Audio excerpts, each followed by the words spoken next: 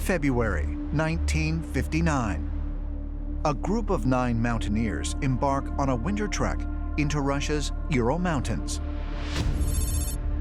Their destination, a mountain called Otorten, which in the local Mansi language means, "Do not go there."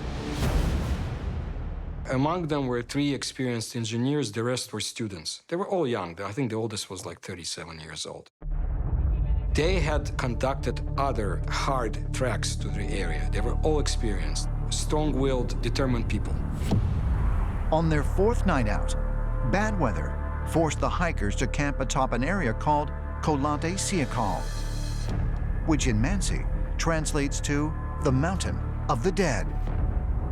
It was a very inhospitable, very strange, very hard place to be. Snow, cold, freezing winds, and very few living things around. 10 days later, when the 9 adventurers failed to show up at their destination, military rescue teams searched the area. They found the campsite abandoned and a tent that had been torn to pieces. Curiously, the investigators determined that the tent was cut and ripped open from the inside, and the hikers appeared to have fled in socks and with bare feet.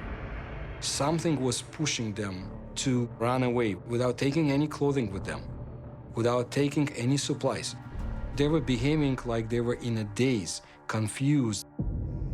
The investigators followed the trail to the edge of the forest, but what they eventually found was beyond belief. All 9 hikers died. They were discovered by Soviet troops in various stages of what can only be described as being mutilated.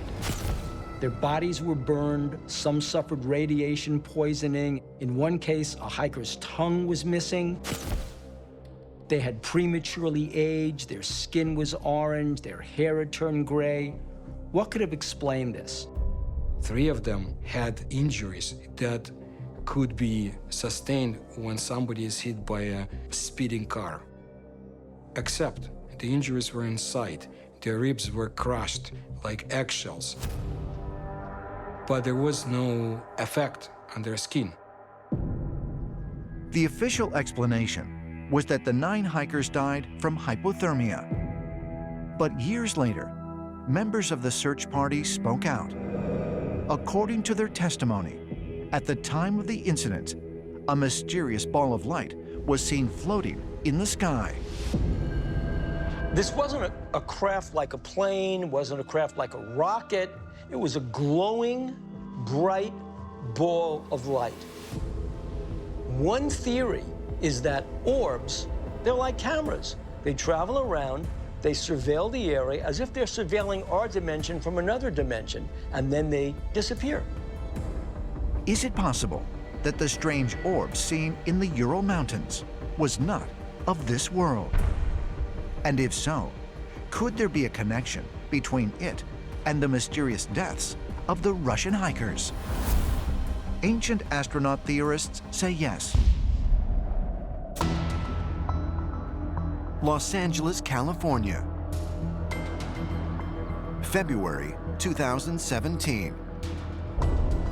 Physicist James Lincoln has been experimenting with superconductors like mercury and the levitation effects produced in the presence of strong electromagnetic fields, such as those suspected of being generated by the ancient pyramid power plants. Author and researcher David Wilcock visited his laboratory to see how electromagnetism creates an environment that allows mercury to levitate. Nice to meet you. Yes. The demonstration will utilize a conventional superconductor material in place of mercury due to its toxicity. What am I about to see here? Now, one of the signatures of a superconductor is that once it reaches its critical temperature, as being it's cold enough, it will actually levitate over a magnetic field. That is unbelievable. We can actually make it go around the track.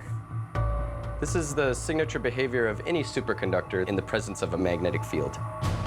It generates electricity flowing in loops inside of the superconductor. That's why it floats. Wow. There's not really an upper limit to how fast this thing can go. So there's a flow of current in the disk as it's going? Yes. Once these electric currents are generated, it's free and permanent and can last as long as you can keep it cold. Wow. Very, very cool. So if you had mercury here and got it really, really cold, that this same type of effect would occur, or would we notice anything different? We would be able to get the same effect if we managed to get this cold enough. Okay. Mercury is also a superconductor. In fact, it was the first superconductor ever discovered. Okay. And this one can be anywhere, any orientation, whether I put it on forward or backwards, or even upside down. It still works. And here we're seeing it held perfectly in place, zipping along on its own. Yeah, that is truly remarkable. This to me looks like a flying saucer. It does look a lot like a flying saucer. In fact, you can get it to avoid obstacles like you would want from any hovering technology. So here I'm placing some little debris on the track, and let's see if it can get over this pile of sticks. Sure. No trouble. No resistance. Yeah, so now you can imagine it flying over forests if it was large enough, and if you manage to have enough magnetism on the surface for that to happen. Unbelievable. If this technology could be scaled up, could we have something that potentially people could be able to ride in as they craft? Yeah, if you keep the superconductor cold, well, you imagine it has to have a chamber of liquid nitrogen. Right. And you have enough magnetism over a surface, then there's no upper limit to how big this can be. So if there was some way to make this a self-contained, continuously cooling unit, theoretically at least, would it be able to keep doing what it's doing right now indefinitely? Well, yes. It will last as long as it stays cold. People have had superconductors lasting for years already with currents flowing in them. And there's a lot of places that are cold enough that that would work. For example, outer space. Right. We're seeing a very intriguing connection here. Teotihuacan may be a location in which exotic technology was used to create an electromagnetic field. And therefore, the area around the pyramid may have been an area in which levitation was much easier for the flying saucer that involved liquid mercury as a fuel. Teotihuacan may have been the Cape Canaveral of its day. Today, most space facilities are built as close to the equator as possible to take advantage of the Earth's rotation. And Teotihuacan is relatively near the equator, and so it would be an ideal spot as a spaceport for extraterrestrial vehicles to land and take off. Los Angeles, California, November 25th, 2019. For more than a decade, image analyst Michael Bradbury has examined videos of alleged UFOs, looking for any signs that they could be something other than man-made aircraft. Intrigued by the recently released video shot from a Chilean Navy helicopter, he has invited astrophysicist Dr. Travis Taylor to join him and lend his expert opinion in examining the footage. The Chilean helicopter video is really intriguing and fascinating because you have this vehicle or phenomena, whatever it is, and then it starts releasing some type of material behind it. So we absolutely need to understand what this phenomena is. All right, here we go. I'm not going into it with a belief that it is or isn't something. No. So let's apply our knowledge to it and see what we can come up with. Everything I look at open-mindedly, you know, from a standpoint of we could be seeing something special here, you know, and then again, it could be a possible bird or a bug. That's always an option inside the atmosphere of planet Earth. It's just the way it is. So this is from the helicopter not far from Santiago. Not far, November of 2014. Okay. There's the object. and it's only visible in infrared format. And that's really intriguing. The high-def video, it's like it's not even there. 2 ground radar, didn't see it. The radar on the helicopter, could not pick it up. So super unique circumstances here. You got 2 hot spots, and they're separated. You know, that's intriguing. It's probably very large because this is 35 miles away. And how do we know for sure it's 35 miles away? Based off of the captain that was flying the Okay. helicopter. That was his estimate. I've never seen anything like this in my life. Michael inverts the image so they can examine the object's shape more closely. And what I've done here is taken the basic infrared, and I just kind of flipped it and adjusted it a little better for clarity purposes. You can clearly see the shape of the Right. vehicle or whatever the thing is. It's peanut-shaped. Why is it peanut-shaped? The pilot, his description was it had a flat body with these 2, like, bright lenses or something. You know, it kind of does look like 2 jet engines if you're looking at it from the back, but the motion on it looks like it's moving side to side, and the aspect ratio doesn't change on the circles. It's not going into the page as it should be. There's no other structure. That's the thing. If you would see like wings, a nose cone, you wouldn't just see the engine. You can look at aircraft with an infrared camera and you see the structure because it's hot. You got sun shining on it. You got, you know, the engine, just the mechanics of it make it hot. That's what I'm looking for here is reflectivity off of the physical structure. And there's nothing. That kind of throws that idea out. After isolating the object, Michael applies color filters to better define the object's unique heat signature for closer analysis. Now this one is really interesting. And this is adjusted, not altered. Sure, I got it. So you've got black is hot here, green is ambient temperature, Yes. I'm assuming, then white is cold. Correct. So here's the thing, there's clearly a field of cold air around this thing. That's baffling. This thing, it's hot and then instantly cold. it's cold. And in nature, that's not how things work. No. There is a different temperature bubble around the vehicle than there is around normal vehicles. Exactly. Which suggests some type of field, whatever that means. Could be, you know, electrical, magnetic, gravitational. We just don't know what it is, but there is some sort of clear anomaly in some sort of field around this craft. The most amazing thing from a scientific standpoint is some sort of low pressure or cold area immediately around whatever this phenomena is. And from a physics standpoint, we can't really explain what's causing that. So when does it start releasing the particulates? It does at about 5 minutes into the video. So right there, now that's really Right here. interesting. So it's very hot, right? It's saturated black, Very hot. So again, in high def, you can't see it. That means it's a temperature plume. It's not necessarily a particulate plume. Like if you spray out jet fuel from the back of a plane, it starts cooling off almost immediately, and you even get ice crystals in it. right? Absolutely, because it's affected by the atmosphere. This thing stays hot. And it holds its shape, which in itself is highly unusual. It doesn't follow standard fluid mechanics. No. You can try to debunk this as just an earthly vehicle all you want to, but I've never seen any earthly vehicle that is explained this way. What on earth could this thing be? The Yucatan Peninsula, one of Mexico's premier tourist destinations. Besides scenic beaches, the area is covered by thick jungle and pockmarked by massive sinkholes known as cenotes. The ground beneath the jungle is also honeycombed with caves.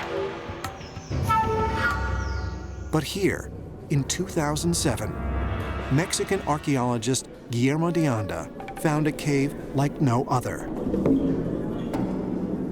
Following clues in the records of 17th century Spanish priests that hinted at the existence of a mysterious underground Mayan temple deep in the jungle,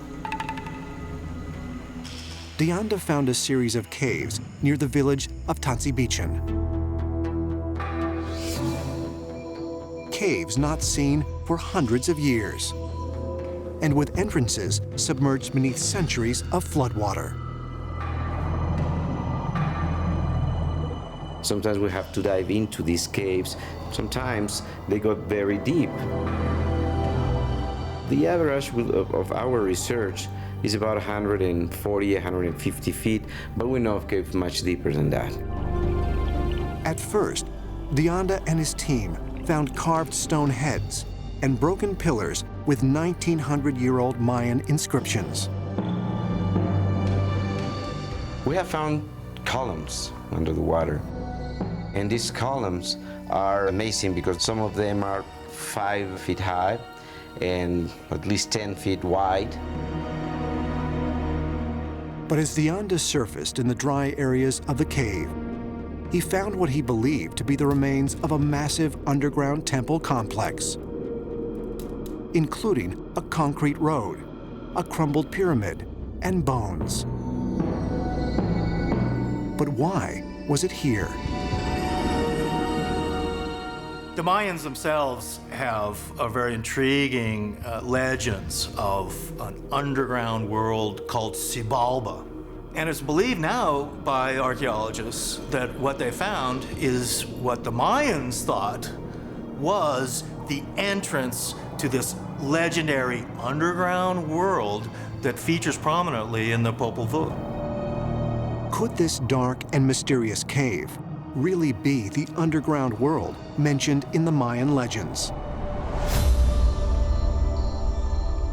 According to the Popol Vuh, the written record of Mayan mythology, the underworld kingdom of Xibalba, meaning the place of fear, was ruled by the cruel lords of the dead, who made those who entered their realm pass through a series of torture chambers involving blood, darkness, cold, knives, bats, and jaguars.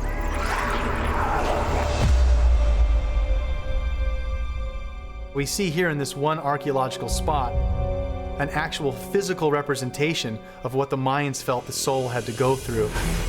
Might perhaps this cave of stalactites, sharp enough to pierce flesh, represent the room of knives in the Popol Vuh? There is also a room of bats and a trench that might once have been filled with blood, like the river of blood that Mayan pilgrims had to cross over.